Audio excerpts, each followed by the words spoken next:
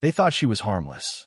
A transfer student from Earth, a quiet, unassuming girl who sat in the back of class, eyes down, always taking notes. The kind of human who asked for permission before speaking, who bowed slightly when thanked, who avoided confrontation like it was a contagious disease. No one noticed her after the first week at the Galactic Academy of War Sciences. Not really. She was the invisible kind of human, the safe kind. The first time she stood on the training field, holding a pulse staff that weighed nearly half her body mass, the instructor snorted. A few alien cadets laughed openly. She didn't respond, just gripped the staff with both hands and waited for the signal. When the duel began, she was knocked flat in under 4 seconds by a 4-armed Kraveth cadet twice her height and 3 times her weight. The match was over before she even had time to blink.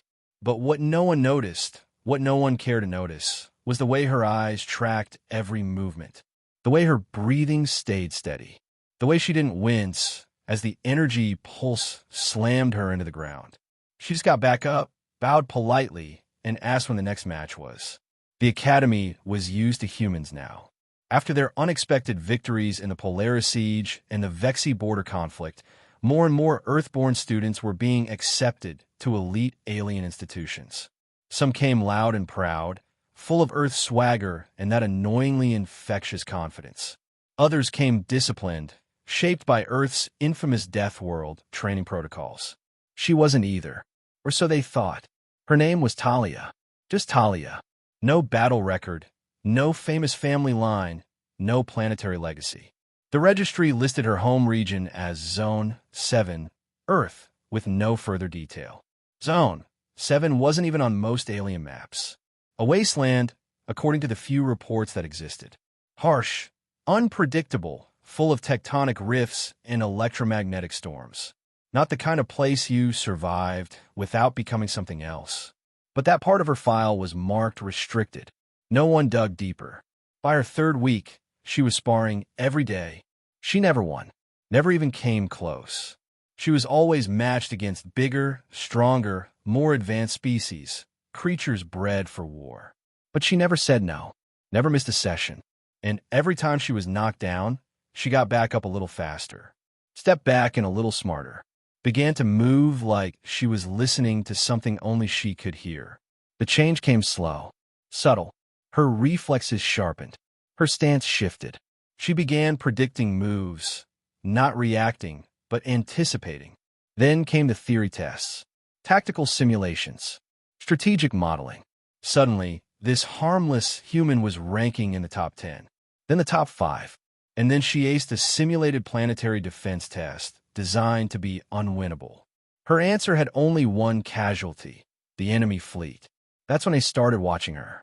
Not her classmates. No, they still barely noticed. But the instructors, the generals, the ones who saw patterns, who knew what it meant when humans started evolving under pressure. They called it the death world effect. But even among humans, Talia was different. Too calm, too precise. It all came to a head during the field domination finals. A live combat simulation, real terrain, real weapons, teams selected by planetary ranking. The challenge, take control of the alien-built warship Vrexel Primus, a mothership-class dreadnought grounded on the Academy's test moon. 20 teams. One winner. Talia wasn't on any roster. She hadn't made the cut, but one of the Kraveth cadets dropped out last minute. Injury during training, the report said, but the rumor was he'd sparred with Talia the day before and ended up with a shattered forearm. She was inserted as a replacement just minutes before the drop. No one expected anything. She barely had time to suit up. Her teammates didn't even speak to her as they were teleported into the simulation zone. Just gave her the nod, then moved out. The scenario was brutal. Hostile terrain, automated defenses, 0 satellite support. The Vrexel was protected by a high-tier AI that treated every intruder as a live threat. Most teams never even made it to the warship's hull. Some were picked off by orbital drones. Others got bogged down in territorial skirmishes. Talia didn't follow her team. She vanished 10 minutes after insertion. No comms, no trail. Her team assumed she'd been eliminated. She wasn't. She was climbing. Using sheer force and old-fashioned ingenuity, she scaled a cliffside the AI hadn't been programmed to guard. She memorized drone patrol patterns, used her blind spots, took down a sentry turret with a rock and a broken signal relay.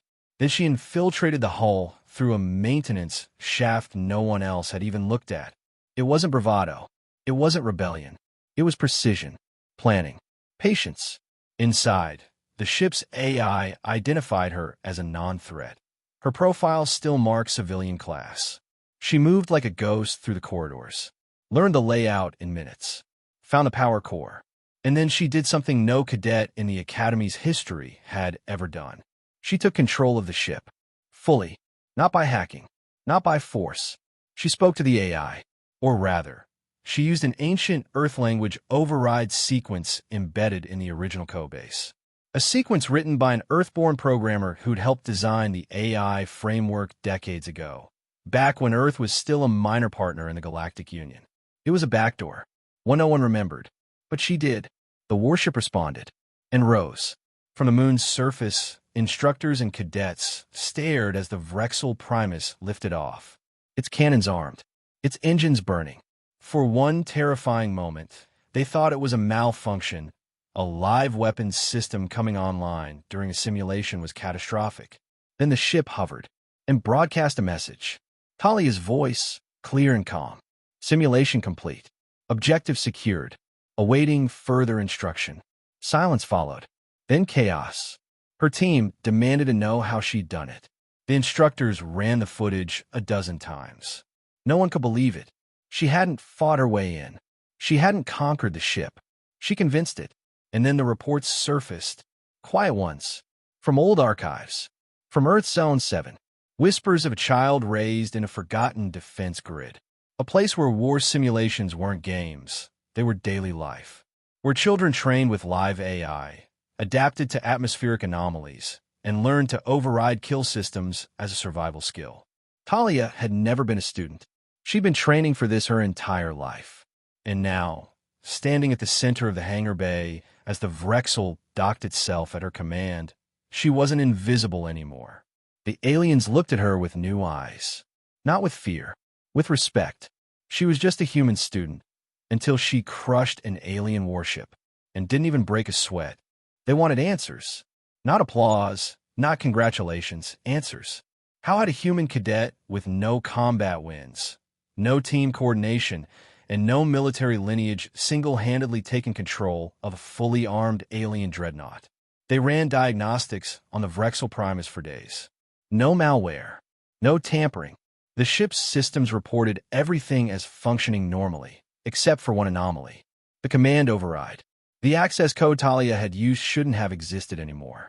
It had been deprecated, buried under 20 years of software updates and union-wide security protocol reforms. Yet there it was, reactivated, obeyed. The instructors summoned her within the hour. She walked into the debriefing chamber with the same quiet step she always used, light, composed, almost hesitant. A girl barely out of adolescence, barely above average height for a human. In a room filled with war-hardened officers and titanium-plated security monitors, she looked like a misplaced intern. General Volker, head of Academy strategy, stood behind the central podium. His crest feathers bristled, and his breath came in low hisses. Carnarians were terrible at hiding irritation. He leaned forward, claws tapping on the steel counter. "Explain," he said. No preamble, no courtesy. Talia's eyes scanned the room once, as if noting every angle, every exit, every expression. Then she said, softly, "Which part?" A flicker of movement to her left. Commander Rena, the Zalari tactician known for cracking open the skulls of cadets who got too clever. "Don't play coy," she growled. "You accessed a warship's AI core using a code that hasn't worked since before you were born." Talia nodded slowly. "It's not a military code. It's a fail-safe command, coded in an older Earth dialect, designed as emergency override during joint operations." "How do you know it?" Rena snapped. "My sector trained with legacy systems," she replied. "In Zone 7, we don't use modern infrastructure. Too unstable. We use what still works. Sometimes That means teaching kids things no one else remembers. There was a pause. A long one. Volker narrowed his eyes. You're telling me a backwater death world zone raised children on Warship override protocols? She didn't blink. I'm telling you, Zone 7 doesn't waste anything, including old knowledge. The silence after that was heavier than before. Finally, a voice from the far end of the room. Chancellor Yarrick, head of Union Oversight and the final arbiter of cadet trials. His voice was dry, almost amused. You understand what you've done, don't you? Talia turned her gaze to him. Yes, sir. I passed the test. You didn't pass it. You redefined it. He tilted his head slightly. Cadet, that ship had the capacity to flatten a city, and you made it move like it was an extension of your body. She hesitated, then said, It wasn't the ship I was controlling. It was the code. A few of the aliens exchanged glances. That statement made them uneasy, and for good reason. The Vrexel override was more than just a password. It was a key to a long-forgotten door. A relic of an era when Earth was still clawing for survival, developing unorthodox solutions while the rest of the galaxy dismissed them as primitives. Earth had always been unpredictable, resourceful, dangerous in ways no algorithm could model. And Talia was proof that they hadn't changed. If anything, they'd evolved. That evening, the Academy lifted her status to Strategic Cadet Priority 1. That meant two things: unrestricted access to training simulators and constant surveillance. She was no longer just a student. She was a case study. It didn't matter to her. Talia returned to her dorm like it was any other day. Sat on her bunk, opened her notebook, scribbled equations only she seemed to understand. Her roommate, a Telari biospecialist with 6 eyes and the social grace of a concussed ferret, stared at her from the top bunk. You're not normal, the Telari said. Talia glanced up. I know. You don't act like someone who just made the top 5 military species reconsider their entire approach to AI warfare. I don't know how I'm supposed to act. The Telari blinked all 6 eyes. Terrifying. That's how. You're supposed to walk into the mess hall tomorrow and own the place. Talia looked back down. I just want to finish my assignment. The Telari hissed in disbelief and scuttled off. But others weren't so quick to look away. The next day, things changed. Kraveth's sparring partners started approaching her for matches. Instructors pulled her aside after drills to ask questions disguised as compliments. Tactical analysts dropped by her lectures, pretending to monitor exams while keeping her within their line of sight. Talia endured it all with the same quiet patience she always had. Until the challenge came. It started as a rumor. A murmur in the corridors. One of the upper-year cadets from the Varnock Dominion, descendants of a war-bred species whose ancestors had survived planetary implosion, wanted to face her in open sim. Not strategy, not code, he clarified over the broadcast. Just combat. No tricks, no AI, no backdoors. Just one-on-one. His name was Surek. 8 feet tall, armored with chitinous plating, and ranked first in all live combat scenarios for 3 years running. He was undefeated, and Talia accepted. The simulation chamber was packed. Not a single cadet stayed behind. The match was broadcast to all stations in orbit. Even the senior staff tuned in. This wasn't just about strength. It was about control, about proving the human girl's victory had been a fluke. She walked into the sim ring wearing the standard exosuit. No enhancements, no hidden modules, just skin-tight carbon weave and a training pulse blade. Surek had a plasma axe the size of her torso. The match began. She didn't move. Not at first. Surek charged, as expected, his usual opening maneuver. A burst of speed followed by an overhead cleave. Fast, brutal, overwhelming. She sidestepped it, barely, then turned into the swing, let the flat of the axe scrape her shoulder, and stepped under his guard. Her blade jabbed forward, not at his chest, but at the control panel on his gauntlet. Strike. Disable. Step back. Surek snarled and swung again. Talia ducked. This time she spun low, kicked his heel, and used his stumble to drive the hilt of her blade against his neck joint. Not to hurt, just to control. He roared. She didn't flinch. 5 minutes in, Surek was wheezing. She wasn't even sweating. 10 minutes in, he charged again, and she dropped, slid between his legs, and tapped his exposed flank. Direct strike. Match over. The arena went silent. Talia didn't cheer, didn't taunt. She bowed, offered him a hand up, and walked out of the chamber like nothing had happened. Surik sat on the ground for a long time before he took the hand. That night, a new file appeared in the Academy's encrypted archive. Project Null 7, Earth Variant Combat Viability Assessment. Subject, Talia, Human, Zone 7. Status, Active. Potential threat level, Red High. Recommendation, Observe, do not provoke. Under no circumstances is this cadet to be underestimated. And Talia? She just wanted to go home. But deep down, even she knew that wasn't going to happen. Not anymore. She had crushed an alien warship, outmaneuvered the strongest cadet in the system. And somewhere out there, someone had started asking a question. If this is what Earth sends a school, what do they send a war?